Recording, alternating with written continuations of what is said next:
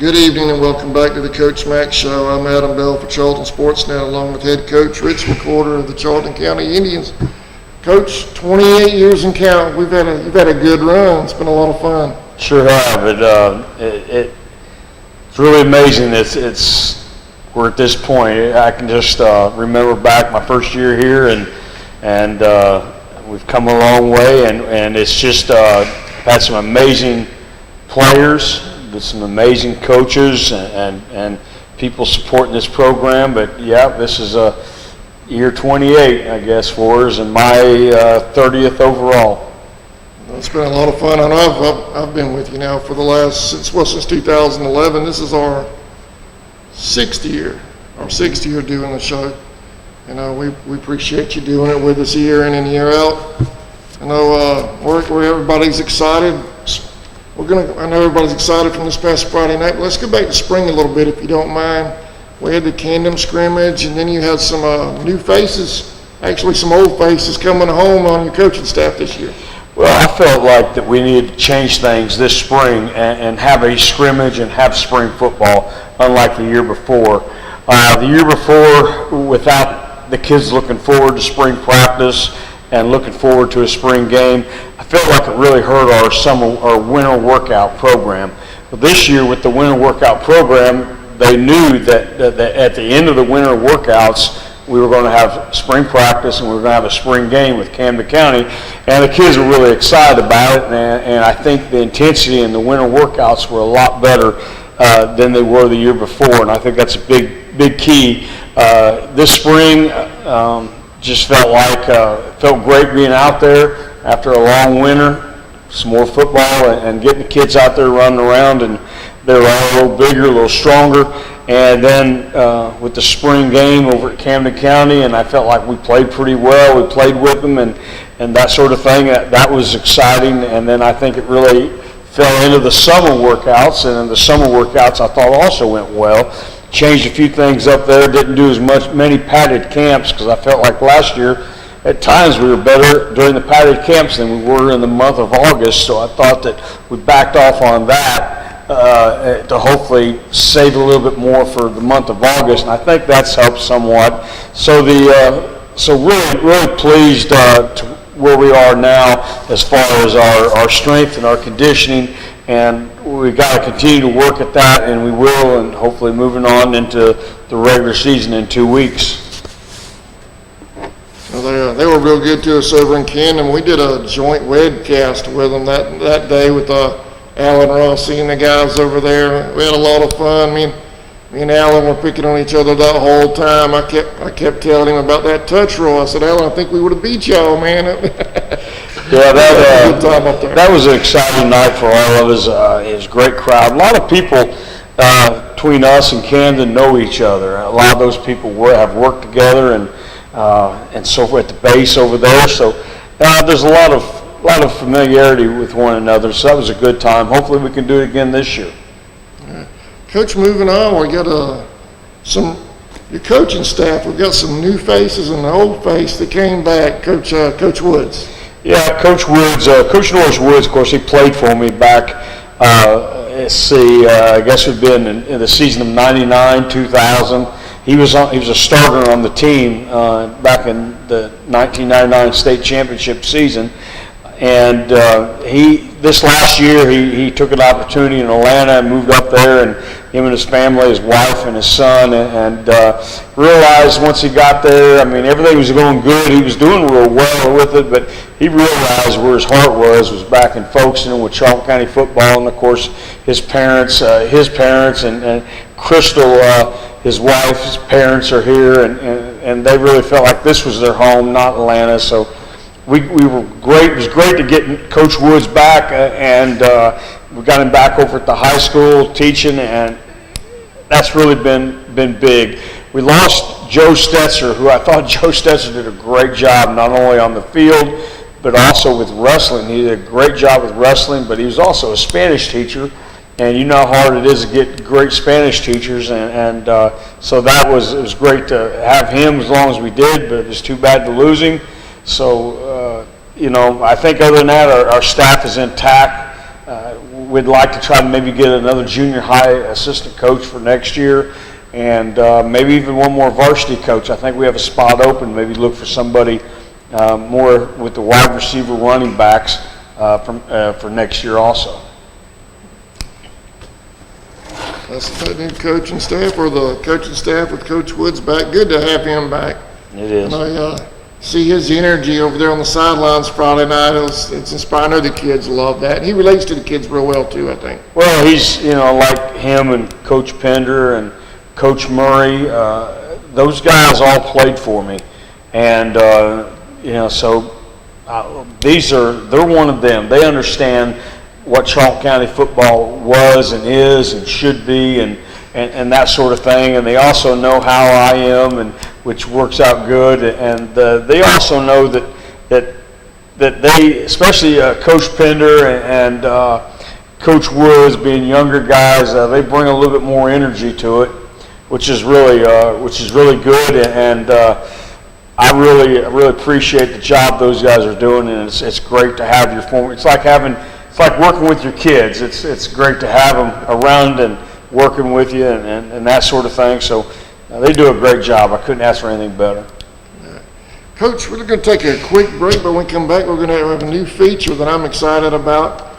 We're going to have you give us a rundown of the game from Friday, but we're going to have highlights along with the rundown. So that's going to be a brand new feature for us on the Coach Mac Show. So we're going to take a quick break, and we'll be right back. Okay. Folkestone Auto Supply, located at 4439 2nd Street North in Folkestone, Georgia, is owned and operated by the Dasher family. They have everything you need, bumper to bumper, for domestic and foreign car parts. Big truck operators, they have you covered as well with belts, seals, hoses, welding supplies, and so much more. They even have lawnmower parts, blades, and accessories. Stop by today and see the whole crew. Miss Joe, Pam, Little Sammy, Stephen, Dylan, and Big Sammy himself. It's Folkestone Auto Supply. Folkestone Auto Supply, located at Folkestone Pharmacy and Electronics, located at 3885 Main Street in the heart of downtown Folkestone. They're Folkestone's original hometown pharmacy with 49 years serving the community. They have everything you need, including household items, prescription medications, high-tech electronics, and much more. Their experienced and friendly staff in the pharmacy and electronics department are ready to serve you. Folkestone Pharmacy and Electronics is a proud sponsor of Charlton Sports. Go Indians!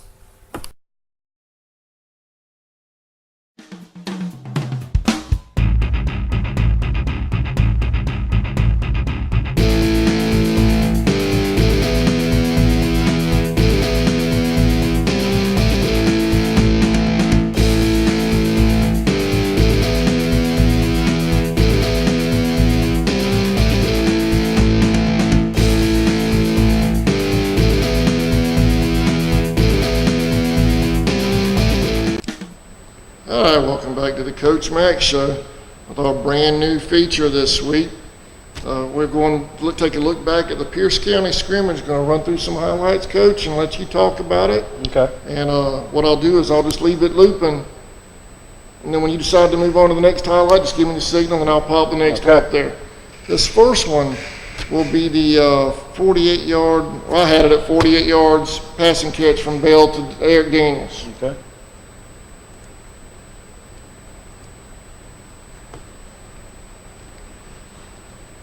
Just talk about whatever. Well, right here we're running the screenplay. It's a side screen, and we want to let the rush come, and the linemen try to pick up the linebackers, and of course dump the ball off to Eric, and the defense bid on it just the way we wanted. Our guys went and got to it just the way linebackers. We picked up some linebackers, and it really worked out well. And again, it's something that we've always run, the side screens and the middle screens, and of course we run what's called the tunnel screens also, but right here, and you can see Aaron Brazil, number 57, out there running with him. So it was a great play and a great way to start off and first touchdown of the scrimmage. I know I saw something that you may have mentioned it. Your linemen downfield. Yeah, that's the way. Aaron and Tyler. That's right. It's the way it's designed. our offensive tackles are going to pick up the defensive ends and kind of push them out, but we really want our center and our guards to release as quickly as they can after the show pass, try to get to the linebacker level and get them blocked, and that's when the play usually works the best. All right. This next one, Coach, is the real quick 4-yard passing catch to Raquan Anderson in the end zone.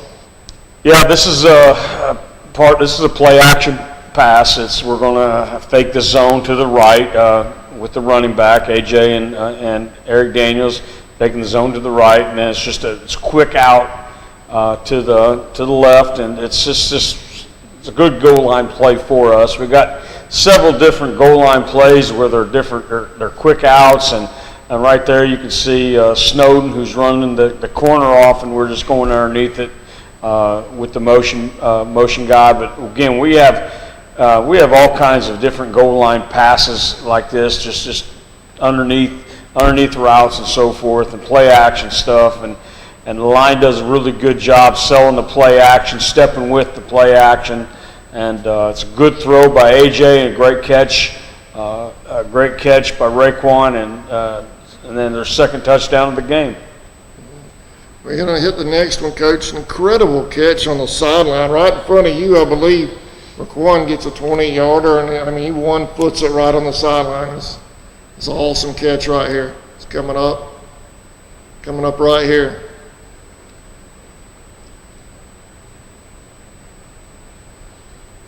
Good crowd on that the other night. Very, very good crowd. Again, this is our waggle. It's a play action. We're going play action to the zone to the right, waggle to the left. It's similar play that you'll see wing T teams run. It's a play we ran when we were in the wishbone back in 1990. It's something we've always done. We can do it to either to the ZX side, or we can do it over to the Y and F side. Either way we can do it. Again, the offensive line is going to pull out and try to block the edge for AJ. He's got the option to run it. If he sees grass, he can run it, or he can make the throw. And right there, he made a very, very good throw to Raquan on the sidelines, and Raquan made a great catch. Of course, he's a great receiver, and helped us get the first down and keep the ball moving. The next one is the 55-yard TD. No, I'm sorry. Yeah, the 55-yard TD punt return by Raquan. He's good for at least one of those a game, it seems like. Well, this is one of the things that the college really like about Raquan is his ability to return punts and kicks.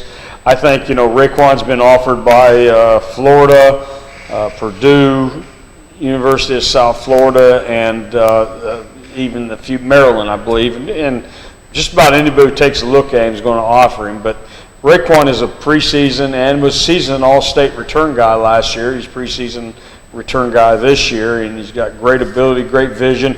Right here we got some very, very good blocking by Trayvon Green, number 6, getting out in front of him, and really enables him to score. If it wasn't for Trayvon's blocking, number 6 right there, it probably wouldn't have scored. But again, good effort by everybody trying to make this happen for him.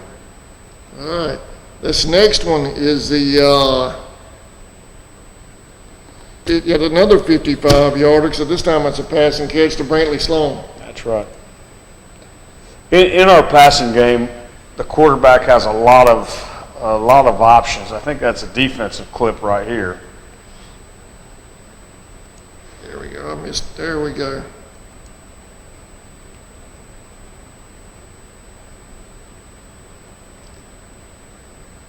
That was a defensive highlight that was popping up. I have that saved for our defensive part of the talk. It popped up on me.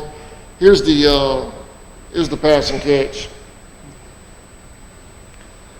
We're always in our passing game. We're always trying to work different levels of the field. Always have a lot of different progression we can use. And right here is on the outside, guys are running some bench routes, which are particular routes we really like. And of course, the inside guys are just running the seam, and we're trying to work off the safety. And AJ did a great job working off the safety, and was able to hit Sloan, Brantley Sloan, on a seam pass.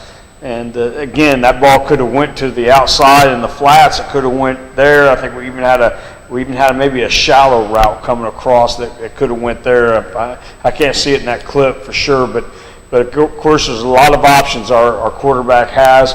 We start off with pre-snap read, and then also we have a quick progression once the ball is snapped to get the ball to where he needs to go. And he made a great choice right there, getting it to Brantley Sloan for a great touchdown and a great pass, great catch.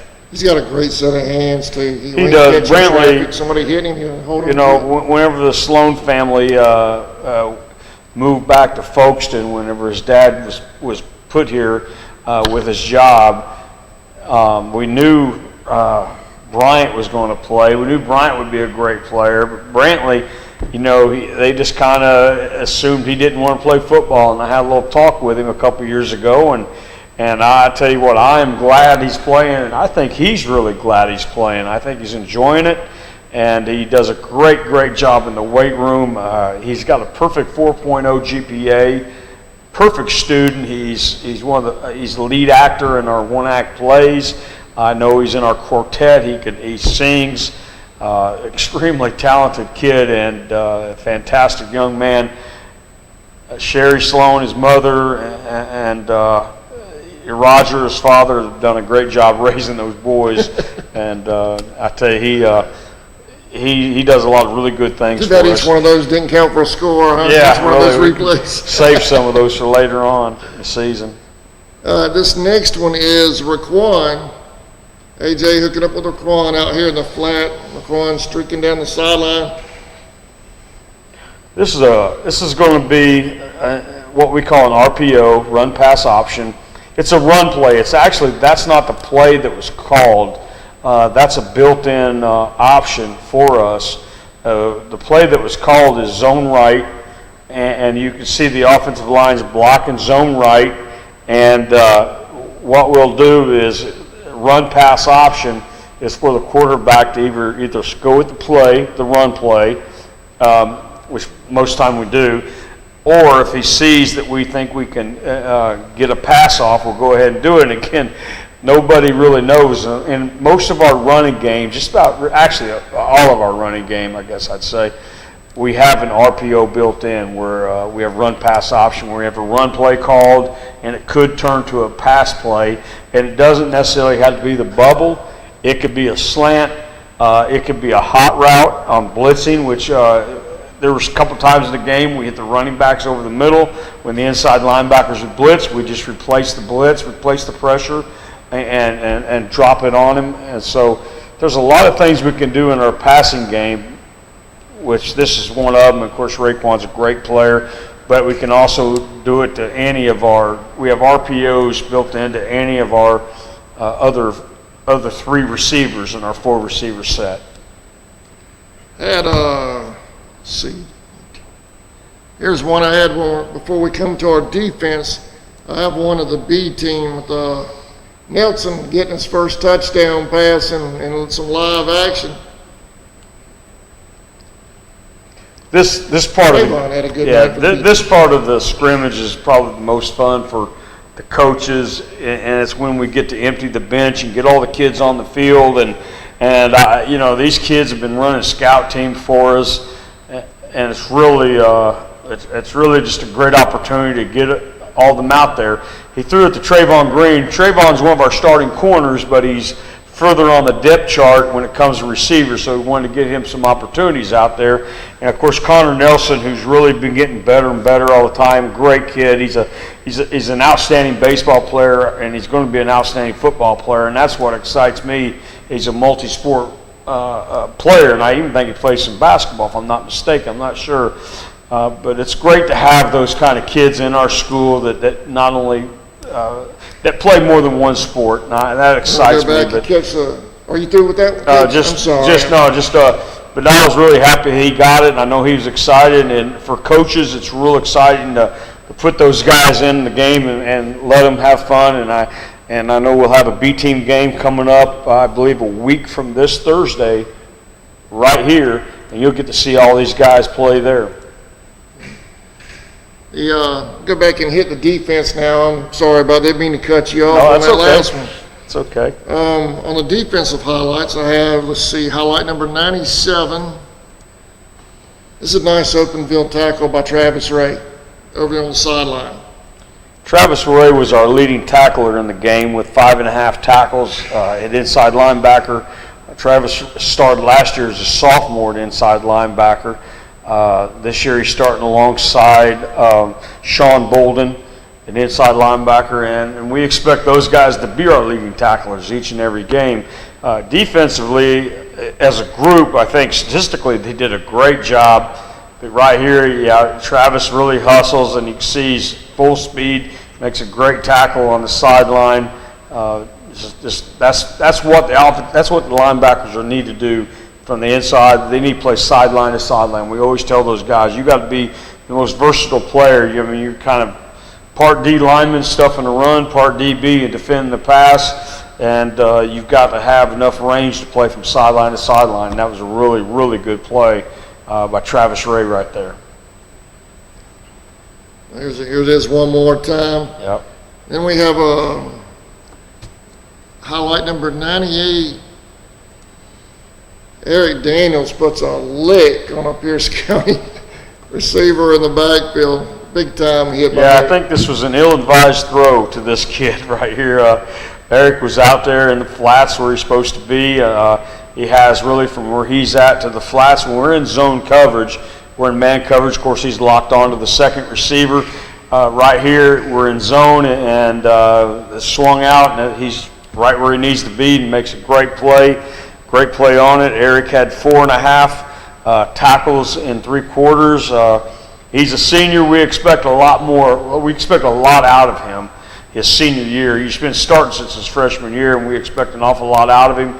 And we expect those kind of plays all the time. Plus, we expect him to help us on the offensive side of the ball. And he just needs to keep working hard every day. But defensively, Pierce County's a rushing football team, and according to our stats for the 3 quarters, we only gave up 100 yards on 25 carries, which is very, very good. Passing, we gave up 70 yards and a touchdown in the passing game. One of those was really a blown coverage. Our defensive back's eyes, and that's the big thing we talk about is eye discipline. His eyes were in the backfield, and they shouldn't be. Coach Pender really works hard on them. I hear him say it over and over and over about, eye discipline. Have your eyes where they need to be. Play your man. Don't be stand watching, looking in the backfield. And our defensive back got caught looking in the backfield. The guy ran right by him and scored a long touchdown, which if we were able to play that better, take that play away, which we hopefully will in the future, we've got those guys down to probably around less than 50 yards or 50 yards passing and 100 yards rushing, which is a great job by the defense. And I felt like our defensive line played really well, and I felt like on the offensive side of the ball, the unit that really stood out to me was the quarterback, AJ, throwing for, I got my stats here, he threw for 287 yards in 3 quarters and 3 touchdowns. Really, completion-wise, did a great job, and he was, I think he was 17 for 27. That comes out really, really good completion average. Some things that we really got to work on. We had way too many penalties. Penalties were a problem. Our punt average was 24. It needs to be up to 30. We need to get that up. Got to get that up. Got to get that up. But we were able to hit, let me count here real quick. We hit 6 different receivers, which is really good in what we want to do. AJ was our leading rusher. Not what we really want all the time, although we do want him. We do have design runs for AJ, and for this offense to be the way it needs to be, the quarterback has to run the ball sometimes, and that's and AJ ran the ball 16 times. Some of those were scrambles. Probably about half of those were scrambles. for 70 yards. He was our leading rusher. We need to get a lot more. We need to get more out of our tailback position, what we call our H-back. We need to get more out of the H-back, and we need to get more out of our slot receivers in the jet game as far as that goes. So that's some things we need to get better at. And so we feel like we have a lot to work on this week, these next 2 weeks getting ready for Brantley, and hopefully we'll get it done. Good, you got all the games? Okay, we're on the senior spotlight. Thank you, Coach. All right, our first senior spotlight was the young man we just featured with the big hit on defense. Make sure I have everything right. Okay, here we go. Our senior spotlight for the first segment of this show is number 9, Eric Daniels. Eric Daniels, I think I mentioned, he's been a starter since his freshman year. Had a great year his freshman year. Really came on and had a lot of success. And he's someone, his senior year, he's been around long enough. We need a lot from him this year. We need to try to get some leadership from him. We need also great plays like the one he made on the screen pass, and also we need great plays like the one he made in the big hit on the swing pass. That's the kind of things we expect from Eric and we need from Eric. And he's a great kid, wonderful kid. Again, we talked in the past, people who watch this show in the past always hear me mention kids being low maintenance, and he's low maintenance, never any problems, and so forth. So again, someone to watch this year, someone to watch, and hopefully he has his best year his senior year. All right. Well, Coach, we're going to take a quick break, and when we come back, we'll have our other senior spotlight, number 7, Shawn Bolden. Okay. Since 2009, Southeastern Automotive Group has been buying for and selling to most of the franchise dealerships in the area. What if you were able to bypass the big dealerships with the big markups? Buy direct from the supplier. Save thousands of dollars on your next vehicle purchase. Have a trade-in? No problem. With used vehicles in such high demand, Southeastern Automotive Group has dealers ready to buy your trade.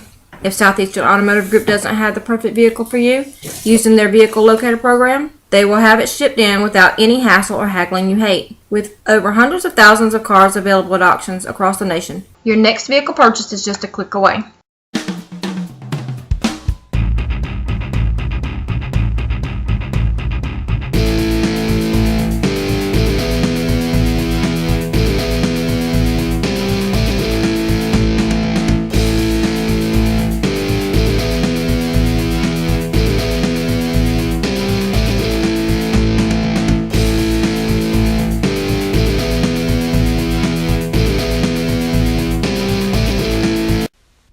Indian fans, did you know you're eligible to join United First Federal Credit Union?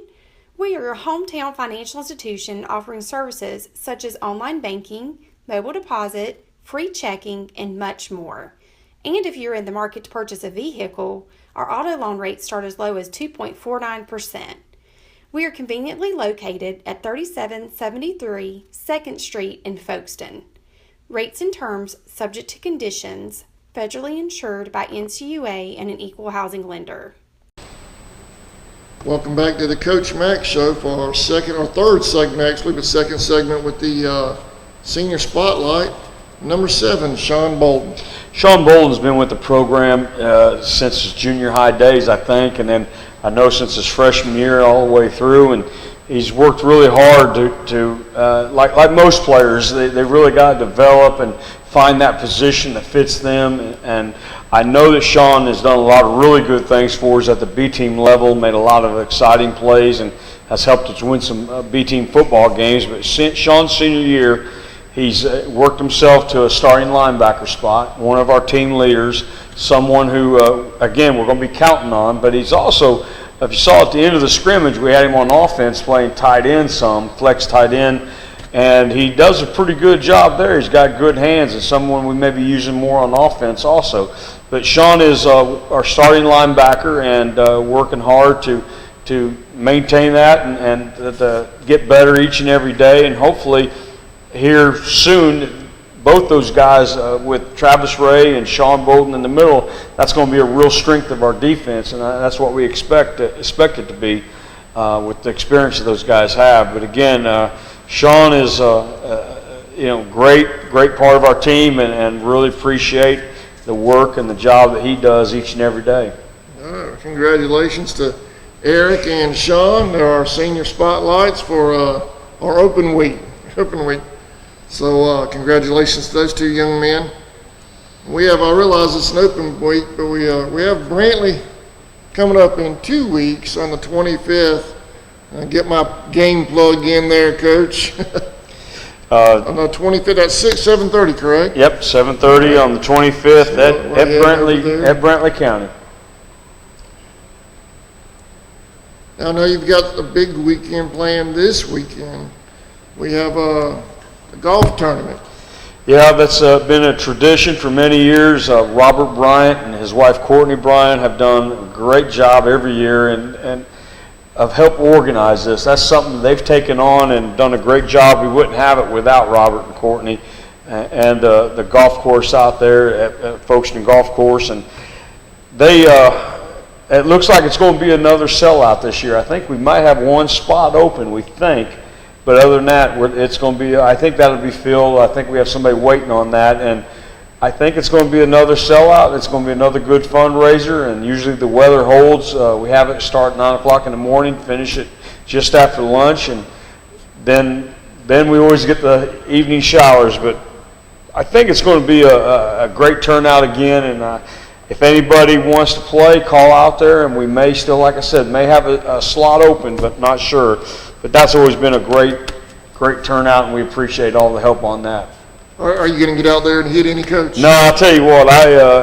For someone who has 4 sets of golf clubs in their garage, I haven't played in over 2 years, but I wouldn't be any worse than I was 2 years ago. Probably, I've never able to get as good as I wanted to be in golf. I love watching golf on Saturdays and Sundays on TV and going down watching the TPC, watching the pros every year, and it's such, to get out there and play has always been a lot of fun, but it's just something I haven't had time to do and a chance to do. But I'll be out there all day watching the hole-in-one hole, making sure nobody fudges on that, and we have to give away $10,000 for that, which nobody's really even came close to that. So that's been good.